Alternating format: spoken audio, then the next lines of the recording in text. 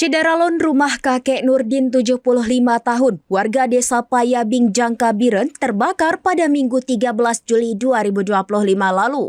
Rumah konstruksi permanen yang dibangun sekitar 40 tahun lalu, yang ditempati bersama istrinya Zaryati hanya tinggal kerangka. Sejak saat itu hingga Senin 4 Agustus 2025, Nurdin bersama istri dan anaknya menempati bekas gudang di samping rumahnya di bawah tenda bantuan Dinsos Biren. Camat Jangka Alfian Esos bersama Kapolsek dan Ramil, Kepala Puskesmas, sejumlah kepala sekolah dan perangkat desa berkunjung ke rumahnya.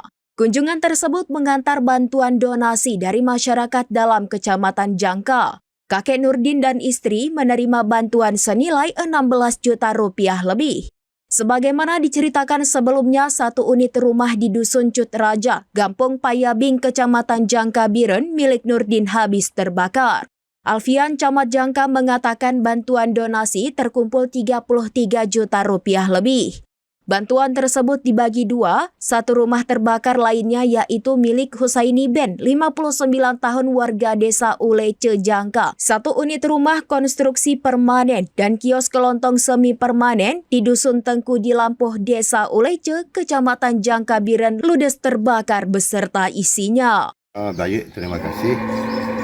Ini yang kita serahkan ini adalah merupakan donasi yang pertama dari masyarakat dalam Kecamatan Jangka, yang kedua dari sekolah-sekolah, dari instansi-instansi, baik kantor camat, kantor Daramil, Polsek, dan kantor-kantor yang lain termasuk Waket.